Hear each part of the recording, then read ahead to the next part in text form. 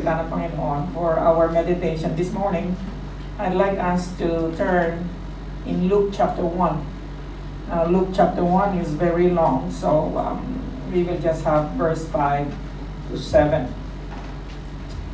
Sabi po dyan, in the time of Herod, king of Judea, there was a priest named Zechariah, who belonged to the priestly division of Abijah. His wife Elizabeth was also a descendant of Aaron. Now both of them were righteous in the sight of God, observing all God's commandments and decrees blamelessly. But they were childless because Elizabeth was not able to conceive, and they were both very old. May the Lord add more blessing upon the reading of His Word. Let us pray. Panginoon, kami po ay nagpapasalamat sa araw na ginawa mo sa amin. Lord, salamat sa bagong taon. Bagong araw, panimulang araw, Panginoon, ang isa na namang taon ng pag-iintay, isang taon, Panginoon, ng pangarap, isang taon ng pagbabata. Dalangin ko, Lord, na sa umagang ito, bigyan mo kami ng inspirasyon na harapin ang bagong taong ito. Bigyan mo kami ng panibagong pag-asa. Bigyan mo kami, Panginoon, ng panibagong katuruan para sa darating na buong isang taon. Sa iyo, pinagkakatiwala ang buhay ng bawat isa sa ngalan ng Ama, ng Anak at ng Banal na Espiritu Santo. At ang lahat ay magsabi ng Amen. Ang pamagat po ng ating mensahe ngayon ay hiniram ko sa isang awitin na paborito ng mga matatanda. To dream the impossible dream. Ikaw ba nangangarap pa? Lahat ng nangangarap pa, sigurado ka na buhay pa ang pangarap na yan? Hello? How many of you here are frustrated already because of your dreams? Okay, how many of you here, pagod ka na, sabi niya, mabuti na lang kung dumating, kung hindi dumating, okay lang din. Okay? But how many of you here are excited because 2026 is here and it is another milestone to happen? You see, life is nothing without dreams. Alam niyo, pagka hindi ka nangangarap, patay ka na eh. Okay, wala nang saysay mabuhay dahil wala nang pinapangarap.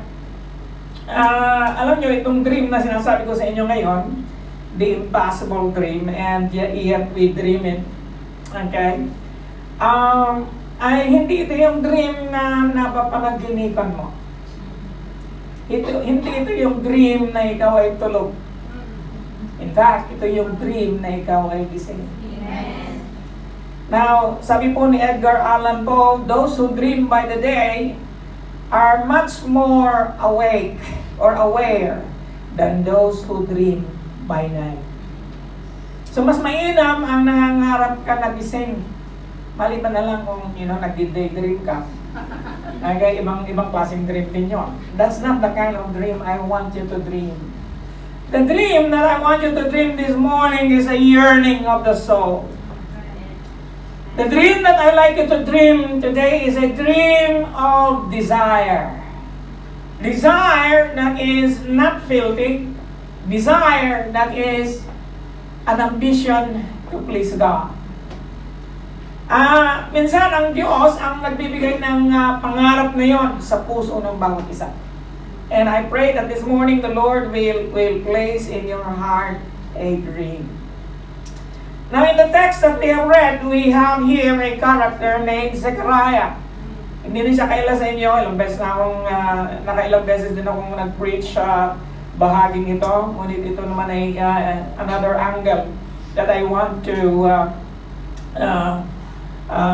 impart to you this morning. Si Zechariah ay isang pare.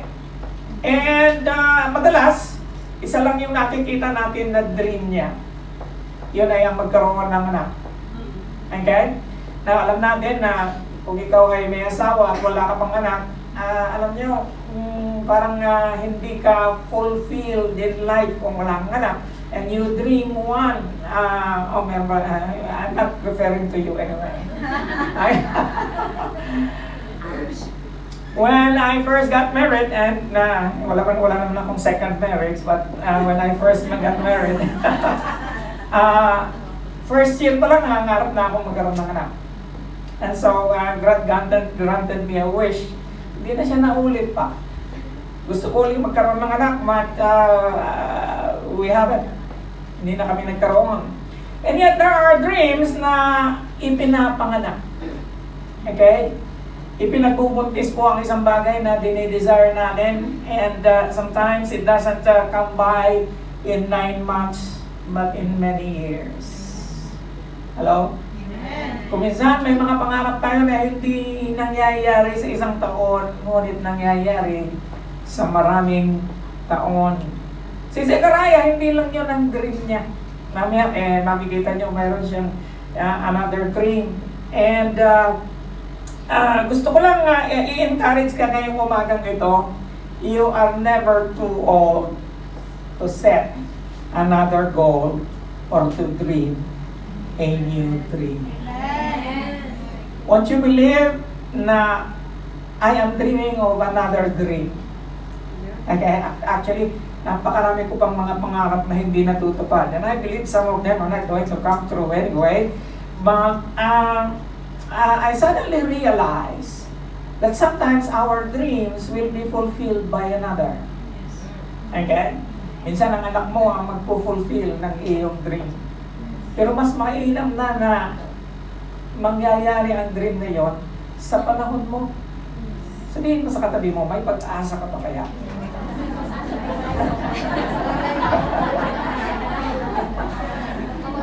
Hallelujah.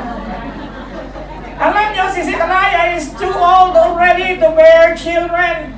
And I believe na hindi naman sinabi dito kung ilang taon na siya, but they were childless. And because Elizabeth was not able to conceive, and they were both very, meron ba siyang dinagdag na very? Hindi siya sinabing they were old, but they were very, very old. I believe na katulad ng nangyari kay Sarah at kay Abraham is the same thing that happened with Zechariah and Elizabeth. And so they were dreaming of having a child. Now I believe with all of my heart that it is not too late to dream. Yes. Amen. It is not too late for you to dream. Amen. I'm 64 and I'm still dreaming. Amen? Yes. Hallelujah.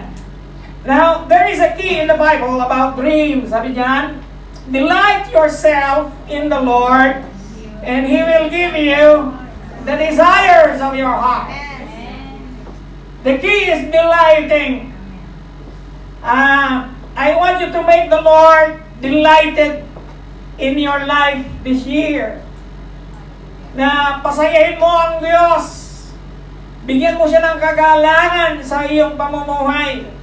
And the Lord will give you not only your want, but the desires of your heart. Amen. Alam niyo kung priority niyo ang Panginoon sa buhay niyo, if God is your priority in your life, there is no reason He will not grant you your dreams. Amen.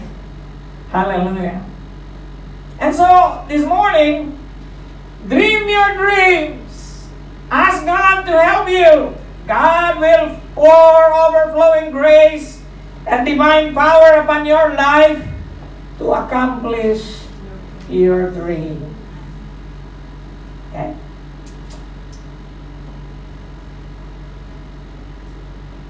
There is still one dream that I want to, it's a desire in my heart. Preaching is my passion.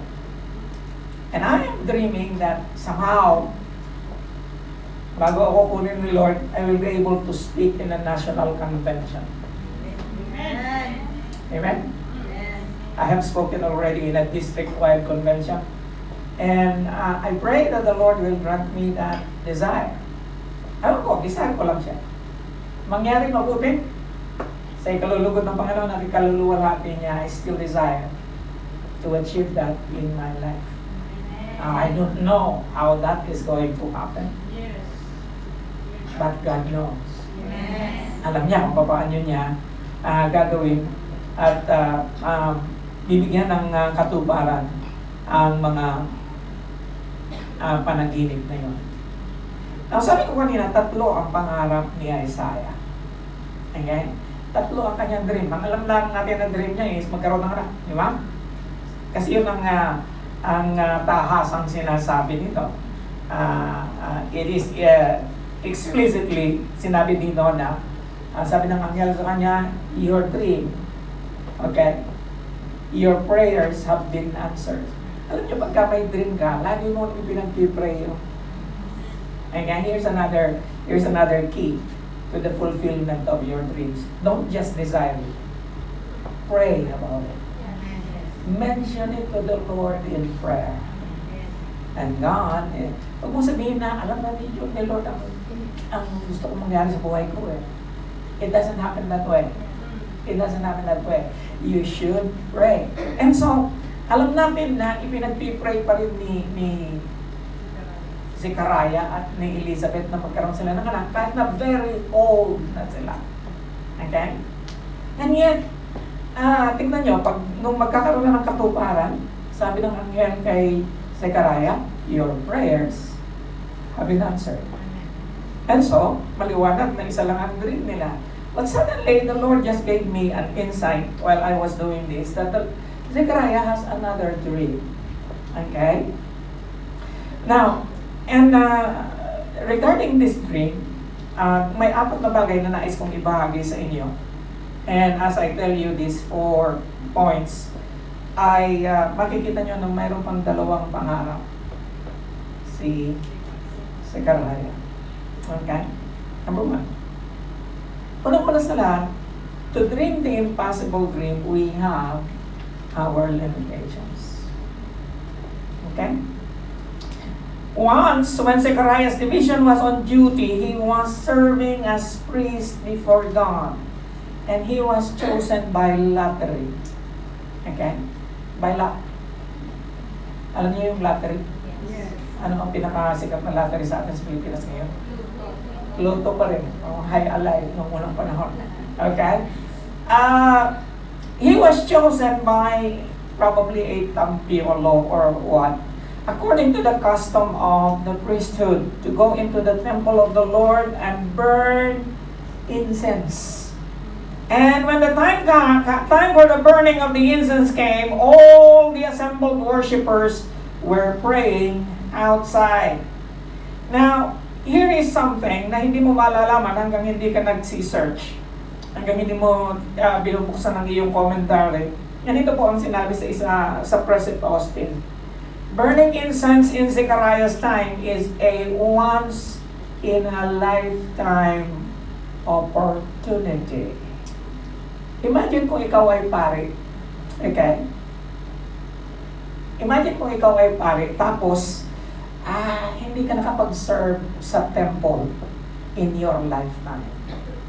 And that is exactly what this verse is telling us. Sabi niya, there were as many as 20,000 priests. Sa Lifeway, meron tayong 4 na preachers. Okay? Nung panahon nila, isa lang ang templo, 20,000 ang priest. Okay? So in your lifetime, paano ka mag-serve? Hindi naman kayo lahat pupunta doon sa temple para mag-serve. Can you imagine 20,000 coming to the temple and burning incense?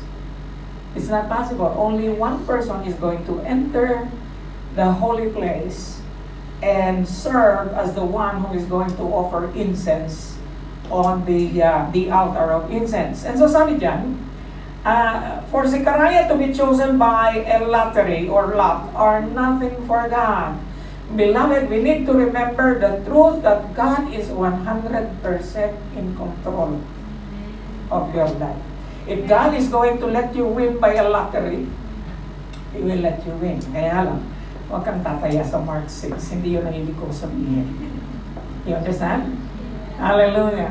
Sabi nito, beloved, you need to remember the truth that God is in 100% in control 100% of the time, even when our life seems 100% out of control. And so here is another dream that is just implied in the scripture. If I am a priest, I am dreaming to be a part of a temple sacrifice. Ano ang saysay ng pagiging pari ko kung hindi ako mag-Caesar? Amen? My dream of speaking in the National Convention is so remotely impossible. But with God, nothing is impossible. You understand? Yes. Sa Panginoon, walang imposible. Kung gagawin niya yun, magagawa niya kahit na anong desire ng Panginoon para sa buhay ng bawat isa. So dream anyway. Now here is Zechariah. Siguro inaamag na yung kanyang priestly uniform. Nasa baol, puno-puno ng alcampor. Okay? Hallelujah. Hallelujah. For the very first time siguro in his life, or maybe twice, susuot na naman niya yung kanyang uniform. Papasok siya sa temple. And then he is going to serve God in the very place, very near to the Holy of Holies. In fact, for a priest, that is the nearest you will be able to approach God in your life. Sa buhay ng isang parit, yun ang pinakamalapit na panahon na ikaw ay madidikit sa Panginoon, kasi sa kabila ng curtain na nag-divide sa holy place and the Holy of Holies is the Ark of the Covenant. Nandun na yung holy place na the holiest of holy. Ang pinakakabanal-banalang lugar na walang sino man ang makakapasok kundi ang Pangulong Pari lang. And so kung ikaw ay pupunta doon siguro, wow, what a feeling. What a feeling. Amen? Hallelujah. It is a dream come true for Zechariah. Amen? Ito yung dream na hindi mo ipinagsasabi na nasa puso mo na. Amen? Hallelujah. Ito yung dream na kahit ng best friend mo, hindi niya alam. Okay? Ito yung dream na the Lord lang nakakaalam. Amen? Hallelujah. And then suddenly, it is fulfilled in your life. 20,000 priests will pick up their name in the lottery. And suddenly, the name of Zechariah comes up. Amen? Hallelujah. You see, we may throw the dice, but the Lord determines how they fall. Amen? Nakalain mo yun? Nasa Proverbs 16:33 pa yun. Tayo raw aming tanapan ng dice, pero si Lord ang nakakaalam kung ano ang magiging resulta. Now, one of the greatest mysteries of life is that God chooses us. God chooses to use us to accomplish His purposes. You see, there is one thing, this I believe, that dreams that are consequential in our lives. Anong ibig sabihin ko nung pag sinabi ko yan? Yung mga pangarap na nagkakaroon ng consequence sa buhay na naaayon sa plano ng Diyos, ay siya ang nagbigay. Okay? You see, God in eternity past already determined what you are going to do. I'll say that again. Si Lord, in eternity past, alam na niya, may nais siya na gagawin mo sa buhay mo. In 1994, we were in Papua New Guinea. Our first dream as a couple, me and my wife, is to build a house. And then we built the house, and for the next 30 years, I have not slept in it for more than 1 week. Okay? You know the story already. And yet, napakaraming consequence ng bahay na yun. Kung minsan, I am repenting, bakit ko pinagawa yung bahay na yun? Ilang beses namin gustong ibenta, hindi siya mabenta. Alam niyo ba na 5 pamilya ang nakatira sa bahay na yun at one time? Dahil wala silang mapuntahan. The Lord established us that house. Yung aking mother and father-in-law, at one time, tumira doon ng ilang taon. Yung kapatid niyo, tumira doon ng ilang taon. Yung tatlo niyang kapatid. Again? Hallelujah. May purpose in Lord. Amen? Otherwise, that house could not have been built. Sabi ko, bakit ako nagsayang ng oras na tuloy ng bahay na ito? Not knowing that it's going to be used by many families that are very near, that are relatives of my wife. And so, lahat ng pangarap na ipinagkaloob ng Diyos sa atin, mayroon siyang consequence. It is consequential. Meaning to say, God has a plan and purpose. We have limitations, and yet God will enable it. In spite of our limitation, what are the odds na tataya ka na 20,000 kayo, ikaw ang mananalo? Impossible, isn't it? It is miraculous. Impossible. And yet, God can make it happen. Amen? And so, kung narito ka ngayong umaga nito, at iniisip mo, napaka-imposible nang mangyari sa atin. Okay? May pag-asa pa kaya ako? May titingin pa kaya sa akin?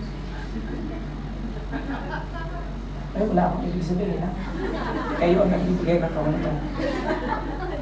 May titingin pa kaya sa akin? May papansin pa kaya? Kapatid, dream on. Sabihin mo sa katabi mo, dream on. Amen? Dream on. Now, this brings us to the second. His orchestration. Then an angel of the Lord appeared to him. He was startled and was gripped with fear. But the angel said to him, "Do not be afraid, Zechariah. Your prayer has been heard." Okay? I don't know, many times, the dream that we wanted to have is the dream that is always in our prayers, and it takes time. It takes time. And sabi diyan, your prayer has been heard. Your wife, Elizabeth, will bear you a son. You are to call him John. He will be a joy and a delight to you. He will be great in the sight of the Lord. He will be filled with the Holy Spirit even before he is born. He will bring back many of the people of Israel to the Lord their God. He will go on before the Lord in the spirit and power of Elijah, to turn the hearts of the parents to their children and to make ready a people. Alam niyo, ang panaginip ni Zechariah isa lang, magkaroon ng anak. Hindi pa nga siya nagsabi kung lalaki o babae. But I want you to know ang detalye ng mga bagay na sinasabi ng Panginoon na mangyayari sa kanyang magiging anak. Can you imagine how meticulous God is? Can you imagine how perfect God is? It is beyond your imagination na yung pinapangarap mong anak ay magiging ganito. Okay? Napakarami na yung sinabi. Isa lang ang gusto ni Zechariah na mangyari. Magkaroon siya ng anak. And yet the Lord, alam niyo kasi pag si Lord ang nagbigay ng katuparan ng ating mga pangarap, I tell you, it is beyond your wildest dreams. Kung ano dito, Lord, kaya hindi natutupad ang pangarap niyo. Mahina kayo sa appreciation. Not to me. Amen? Because He is the one that works wonders. He is the one, He is a sovereign God. Pagtutuparin ng Panginoon ang pangarap mo, ayon lang sa isip mo, napaka-cheap. Okay? Kaya huwag kang mangarap na, no, basta lalaki, kahit ano siya, basta lalaki. Huwag kang ganun. Dagdagan mo na lang bahay. Dagdagan mo na lang kotse kung pwede. Okay? Hallelujah. Di lang mabait. Okay? Guwapo pa. At mapera. Hallelujah. Now,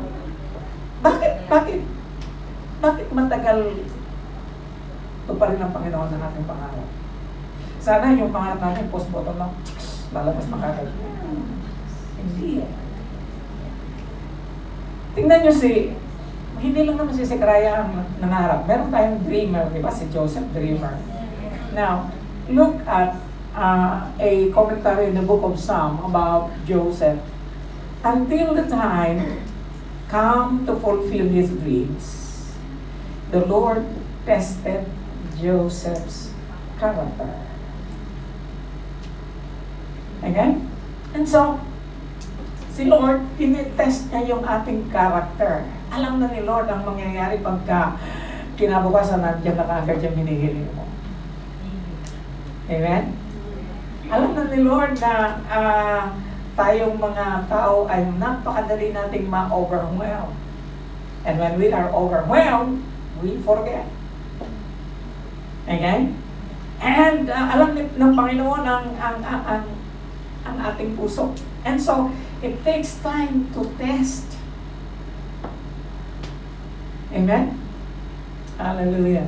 How many of you na kinabukasan, pag-uwi mo mamaya, bibigyan ka ng iyong employer ng New Year's lycee. And out of bakit pagka-lycee, ang dali nyo mag-amen? Okay? Ano kaya kung bibigyan ka ng amo mo, pagbalik mo ng 10,000 Hong Kong dollars. Tingnan mo ang reaction nyo? Tingnan mo ang reaction nyo? Okay? Out of the blue. Siguro, may hangover siya kagabi. Bibigyan ka niya ng 10,000 Hong Kong dollars out of the blue. Wow! Sasabihin mo siguro, hindi mo ako mag-church. Okay? Napakarami sa atin ay mababaw ang kaligayahan. Okay? Marami sa atin madaling makalimot. Marami sa atin close tayo sa Panginoon dahil meron tayong pangangailangan. Marami sa atin napakababaw ng ating appreciation sa ginagawa ng Diyos. And yet God, in His omniscience, alam na niya ang nangyayari. Kaya, kung may mga pangarap ka na hindi pa nangyayari, discourage ka na ngayon, okay lang. Maybe the Lord is working something in your life. Maybe the Lord is working something for you to be more patient, for you to be more closer to Him more than ever before. Okay? And yet, sabi ni Jeffrey Holland, God is eagerly waiting for the chance to answer your prayers and fulfill your dreams, just as He always has. But He can't if you don't pray. Hindi raw matutupad ang pangarap mo kung hindi ka nagpipray. And He can't if you don't dream. In short, He can if you don't believe. Constant prayer is constant believing. Amen? Constant confession is constant believing. Amen? And so God can only operate in the atmosphere of faith. Hallelujah. In 1927, kwento muna tayo. There was a guy, his name is Gatson Berglund. Can you even remember that name after this service? You can. In fact, what he did is remembered more than who did it. Yung kanyang ginawa, mas remembered ngayon kaysa sa gumawa. In fact, he created an icon that is being visited by millions of visitors already since he created it in 1927 until today. Maybe it's a landmark. Yes, it is. He is a sculptor. He began sculpting the image of George Washington, Abraham Lincoln, Thomas Jefferson, and Theodore Roosevelt. And they are all famous names in America. They are presidents. On a granite surface of 6,000 feet. We call that mountain Mount Rushmore. Okay? Now, working with a jackhammer and a dynamite, they removed 400,000 tons of rock. Can you imagine one person, jackhammer, removing 400,000 tons of rock? Of course, may mga assistants siya. Berglund died in March 1941. So, from 1927, he was working on this edifice until 1941, 14 years.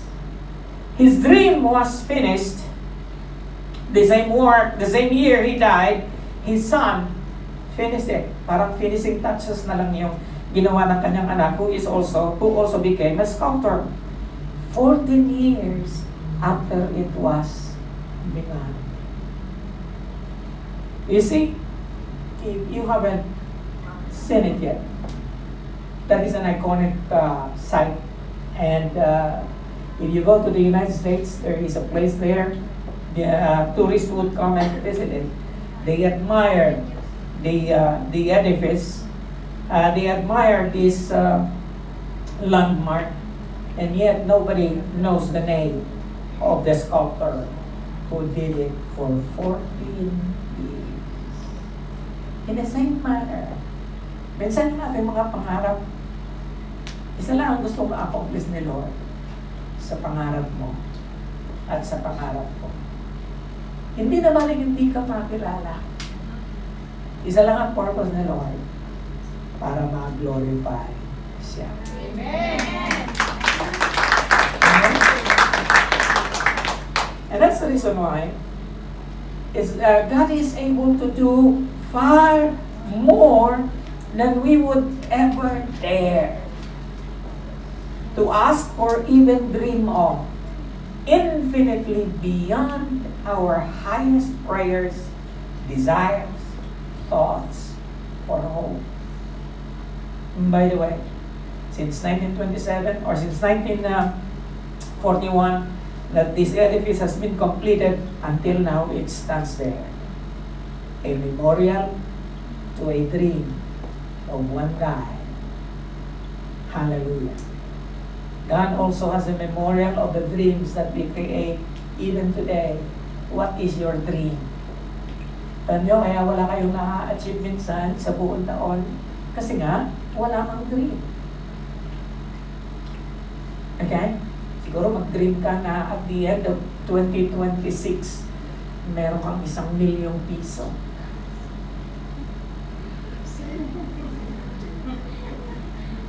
Impossible really? Is it impossible? Yes, it is impossible with you, but with God, nothing is impossible. Hello? Amen. Hallelujah. This brings us to the third. Are you still with me? Amen. Okay, number 3. Our suspicion. Kalay mo si Zechariah, nagtanong. Okay? Ano ang tanong niya? Paano? Sabi niya, kung sa Bisaya, pag-sure diha. Okay? Pag-sure diha. Meaning to say, I want you to be sure. How can I be sure of this? I am an old man, and my wife is well along in years. Now, if there is anything, we need a book with this title, How to Respond to an Angel. Okay? Because the way you respond to a messenger is the way God is going to determine the next few moments in your life. And kakaiba ang tanong ni Zechariah kaysa kay Mary, mamaya. Sabi niya, the angel said to him, I am Gabriel. Okay? So sabi na, pinaalalahanan ng angel si Zechariah, teka muna, I am Gabriel, you know. Okay? Pagtarong liha. Okay? Okay? Okay, sabi niya, I am Gabriel and I stand in the presence of God and I have been sent to speak to you and to tell you this good news. I don't know. Hindi ko alam kung totoo ang nakikita natin na picture ng angel sa maraming illustrations, may pakpak.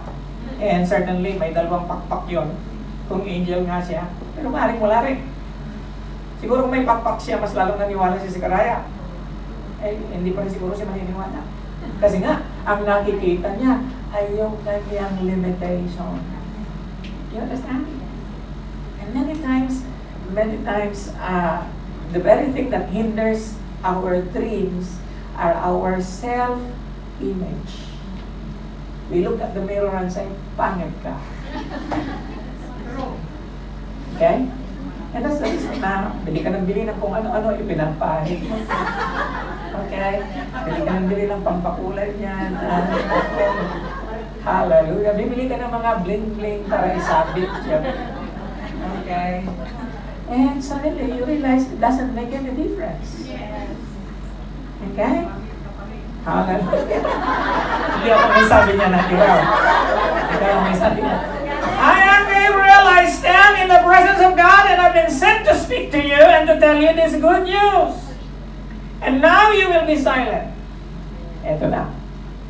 You will be silent and not be able to speak until this day, until the day this happens, because you did not believe my words, which will come true at their appointed times. Now, sometimes the best way to fulfill your dreams is to wake up. Do you understand what I'm saying? Pinakamainam daw para magkaroon ng katuparan ang iyong mga pangarap ay gumising ka. Amen? Whatever that means to you, we need to wake up. That you cannot do it yourself. You must have God as your backup. You must tell Him, Lord, if it is you who placed this dream in my heart, make it happen. Amen. Kasi alam nyo, lalo na pag yung dream mo ay laging nasa puso mo. Okay? You dream of having this, you dream of having that, you dream of performing this, you dream of, something that is beyond your grasp. And yet the Lord, kung si Lord nga naglagay ng dream na yan sa puso mo, palagay ko si Lord kasi kung matagal mo ng dream, hanggang ngayon hindi pa rin siya, fresh na fresh pa rin siya, you want to pursue it, then let God be your partner. Tell Him, Lord, I believe in you. Do not believe in yourself so much. Believe in God. Amen?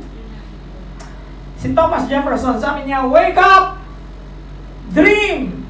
Have the ambition to do the things you have always dreamed of. Go further than any man has ever been before. Go as far as it is possible for any man to go. What have you got to lose?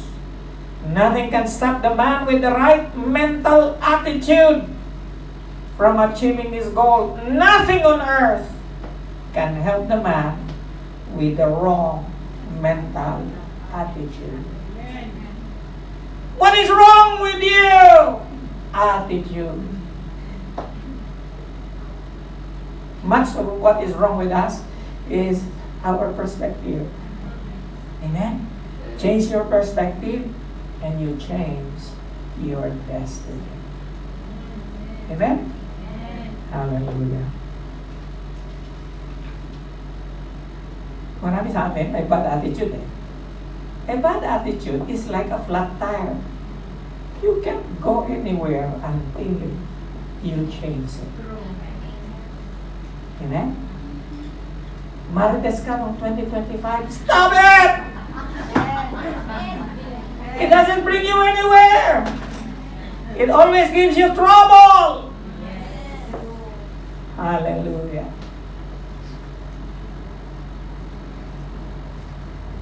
There are many things that we need to change in 2026. Bad attitude is one of them. And minsan yung perspective natin kay Lord, alam niyo, God always operates in the area of faith. God is not going to cause anything to happen without faith. Amen. Because without faith, it is impossible to please Him. And so do not withhold this year. Kung madamot ka noong 2025, panahon na upang magbigay ka. 2026. You understand? Even in tithing, you need to change your perspective. Lagi kang fearful eh. Nothing is going to happen in your life. You're not going to have a breakthrough. 2025 is going to be the same with 2026 if you are not going to have faith. Amen? Amen. Remember this. God always operates in the atmosphere of faith. If there is anything the Lord doesn't like, is a person that questions his integrity. True. Because if you don't have faith, you begin to say like Zechariah, how can I be sure? Pag sure di ka. Okay? How can I be sure of this? Now, what is the difference between the question of Zechariah and the question of Mary? Okay? Si Mary, ang tanong niya, how can this happen? I do not know a man. Amen? Paano mangyayari ito na wala naman akong asawa pa? Hindi pa ako engaged pa lang kami ni Diyos. Amen? Now here, Zechariah wanted proof. Mary wanted understanding. There's a difference. You can ask God, Lord, enlighten me. What do you want me to do? Okay? How is this going to happen? And God can understand that. But what He doesn't like is when you challenge His sovereignty. Amen? His purpose. Because God operates in the area of faith. Which do you think is more plausible to happen? A child in old age or a child by a virgin? Sino ang mas imposibleng mangyari?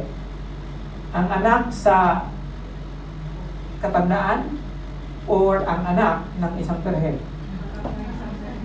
Mas dapat ang question ni Mary ay yung question ni Zechariah. Amen? And so, there are many things that should have happened in this world, but it didn't happen just because of our attitude in faith. Amen? And, by the way, si Lord, napaka-patient niya. Hindi siya nagmamadali.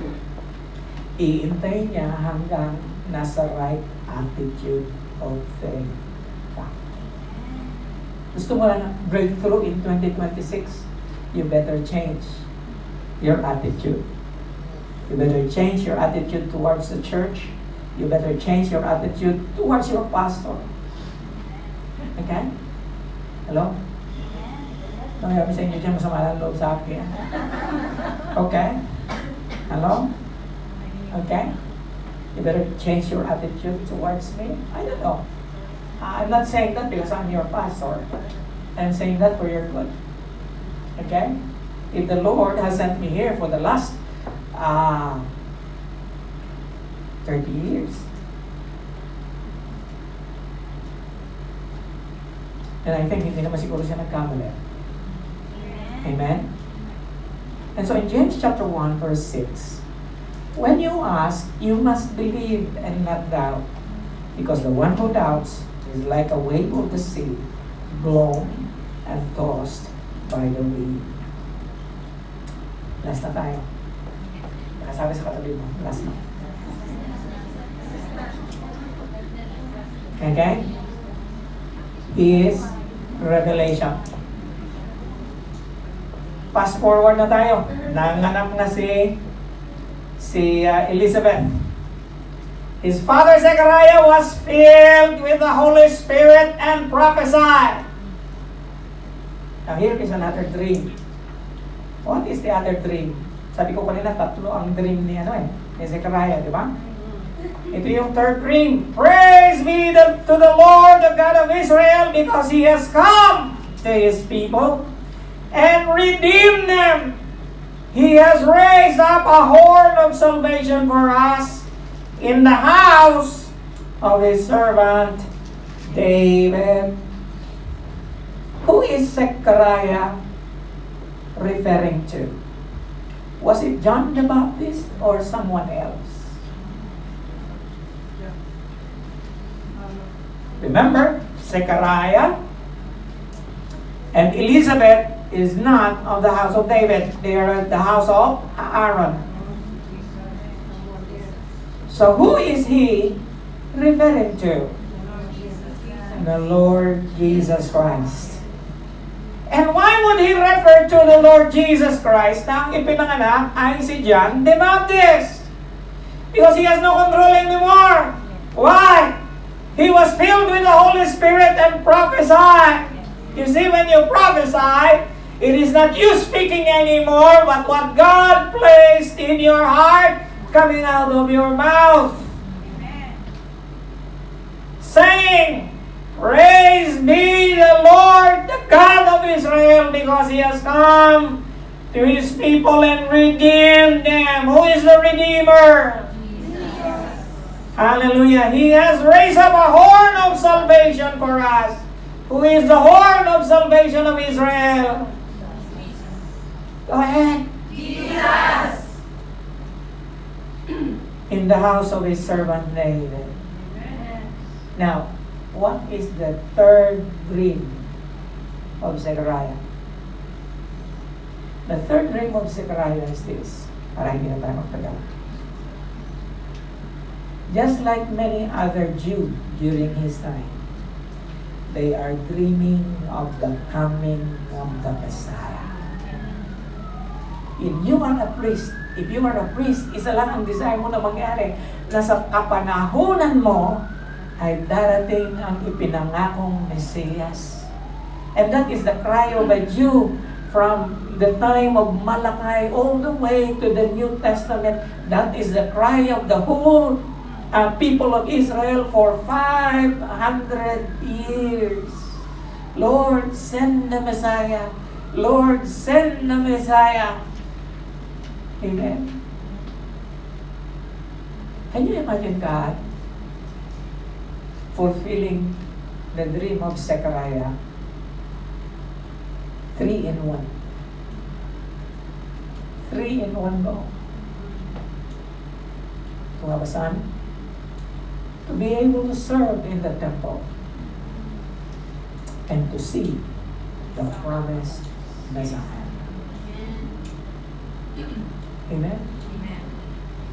I don't know, I have not seen this in the commentary, but while I was doing this, the Lord just told me, didn't you know that I fulfilled 3 dreams of Zechariah? not only one. And at first I was confused and I said, what do you mean, Lord? And then suddenly I saw. Hallelujah. Sabi ko, ang pangarap ko bilang pastor ay maglingkod sa Panginoon. In fact, I am not even dreaming of retiring as in wala na akong gagawin every Sunday. No? Preaching is my passion. Hallelujah. And then suddenly, sabi ka, oh, I am also dreaming that the Lord is going to come physically in my time. I don't know. Who knows? Hindi na ako mamamatay, darating na si Lord. Hindi nyo kami mapipigilan. Amen. Hallelujah. You see, God's revelation is always perfect. Amen? Tingnan mo si Joseph. Diba? I believe Joseph was a little bit bitter with his, talagang bitter siya sa kanyang mga kapatid. Yes. Binenta siya, papunta ng Egypt, and he grew up there, and it was not easy for him. The only thing good about Joseph is the Lord is always with him. Tatlong beses binanggit sa book of Genesis, and the Lord was with Joseph. Hindi na balik kung saan kayo tapo ng Panginoon, basta you are with God. Amen. Hindi na balik kung ano kalagayan mo ngayon, kapatid, for as long as you are with God. Amen. Hindi na balik wala kang magandang Pasko at bagong taon. Amen. Amen? Basta kasama mo si Lord. Amen. And then at the end, makaka-realize ka, katulad ni Joseph. Sabi niya, you intended to harm me, but God intended it for good to accomplish what is now being done, the saving of many lives. Hallelujah. Ginawa ng Panginoon ito kasi nakita na niya ang bukas. And so do not complain if you are still waiting for the fulfillment of a dream. Work on it. Amen. Work on it with God. Hallelujah. Begin to desire it again. And if you are here, wala kang ka-dream. I don't know why you are existing. But, kapatid, it's time for you to dream. Ask the Lord, Lord, give me a dream. Amen. Give me a sanctified dream. Give me a dream that comes from you. Lord, I pray that you will put a seed in my heart, that I will do everything in my power to align in your purposes in my life. Because I bet you, God has a dream for you. All the purposes of God in your life is but a dream. And it is going to come true. Amen? Si John Piper sabi niya, occasionally weep deeply over the life you hope would be. Grieve the losses. Then wash your face. Trust God and embrace the life you have again. Because God has a dream for you. You know what? I like the ending of Zechariah. Okay? It is something that Proverbs 13:12 says, hope deferred makes the heart sick, but a dream fulfilled is a dream of life. Amen? Hallelujah. It is only when dreams are fulfilled that you feel eternity. Walang, kung desire mo na magkaroon ng katuparan ang iyong pangarap, mas desire ni Lord na magkaroon ng katuparan ang iyong mga pangarap. You know why? He was the one who placed it there anyway. Amen? Especially yung mga plans and purposes niya sa iyo, siya ang naglagay niya sa puso mo. And He has only one purpose in your life, the fulfillment of it. Minsan nagtatagal siya because of our attitude and our limitations, our suspicions, our unbelief. but the dream goes on. Amen? In the book of Hebrews, lagi kong naalala ang book of Hebrews, they have a dream. But the promises that God gave them, they were not able to see it fulfilled. And yet, they still dream on. Until that day, that dream was fulfilled. And they were instrumental. All of the heroes of faith were instrumental in the fulfillment of those dreams. May God make us instrumental in the fulfillment of God's dream. For you know what? Every sanctified dream that you have is not yours. The truth is, it is God's. Amen? Shall we all rise? Would you close your eyes with me? Habang nakapikit po ang ating mga mata, nais ko lang magbigay ng isang hamon sa iyo. Ang hamon ko ay dream again. Is there any dream you have in 2025 na hindi siya nangyari? I want you to dream again. Is there anything na natapos na yung pangarap mo, nangyari na? I want you to dream again. And this time, I want you to dream bigger. I want you to ask the Lord this morning, Lord, put a dream in my heart. Put a seed of dream in my heart. And when the Lord places that dream in your heart, tell Him, Lord, I want you to be glorified in my dream. Panginoon, na Ikaw ay mag-glorify sa aking pangarap. Pangarap na pansarili man ito, o pangarap na para sa ikabubuti ng iba, o pangarap na magbabago ng iyong destiny. I do not know, but God knows what He is doing in your life. Hallelujah. Dream again. Dream again, because God moves in people that are dreaming. Sanctified dreams. Sanctify your dreams in the Lord this morning.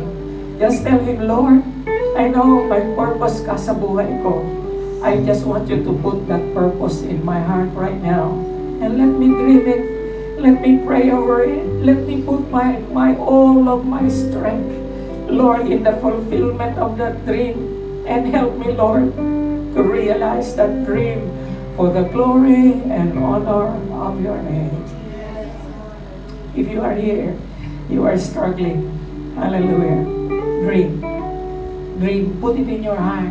I want you to see yourself fulfilling that dream this morning.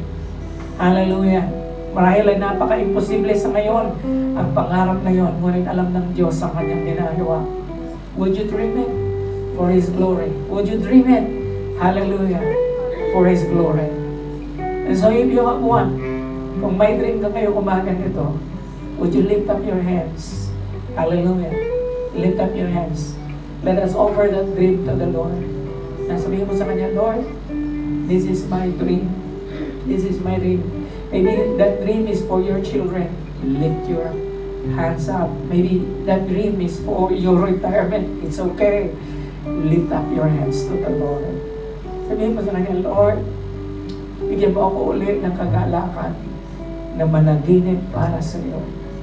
Bigyan mo ako ulit ng pangarap, Panginoon. Lord, to conceive something in my heart. And I pray that you are going to bless it. I pray that you are going to bless it. Hallelujah. Tayo po'y manalangin. Panginoon, tinataas po namin ang aming mga kamay.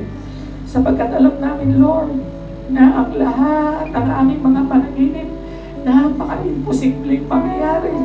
Lord, napaka-imposibleng mangyayari sa pamamagitan lamang ng aming lakas, sa pamamagitan lamang ng aming talino, sa pamamagitan lamang, Lord, ng aming kakayahan. Ngunit, Lord, Ikaw ang naglagay ng napakatayog, napakalaking pangarap na yun sa aming buhay. Nalangin ko, Lord, fulfill it in our lifetime. Lord, ang pangarap na yun ay mangyari sa aming buhay, Panginoon. Makita namin, maranasan namin ang kagalakan, maranasan namin, Panginoon, na magbunyi, Lord, patungkol sa iyo, sabagat, Lord, ang lahat ng nangyayari sa aming Panginoon ay dahil Ikaw ang may pakialam, Ikaw ang makapangyarihan, Ikaw ang nagbibigay, Panginoon, ng kakayahan upang kami ay magkaroon ng kaganapan sa aming buhay. Lord, salamat po. Patawad sa lahat ng aming mga unbelief. Patawad sa lahat ng aming mga pagdududa. Lord, patawad sa lahat ng aming mga suspicion patungkol sa iyo. Lord, akala namin wala ka nang pakialam. Akala namin, Panginoon, you do not care anymore. Lord, akala namin, Panginoon, na hindi kami karapat-dapat. Lord, sa ngalan ni Jesus, pahiin mo ang lahat ng doubt na ito. Alisin mo ang lahat, Panginoon, ng inadequacy namin. And Lord, salamat sa panibagong pag-asa, panibagong inspirasyon, panibagong panaginip. Sa iyo pinagkakatiwala namin ang aming mga buhay. Sa iyo pinagkakatiwala namin ang bagong taon. Oh God, Lord, inihahayin namin sa iyo ang aming mga pangarap. Inihahayin namin sa iyo, Panginoon, ang lahat ng nasa aming damdamin. Sa iyo, ang lahat ng papuri at pagsamba sa napakatamis na pangalan ng aming Panginoong Yesus. And everyone would say, Amen. Palakpakan po natin ang Panginoon.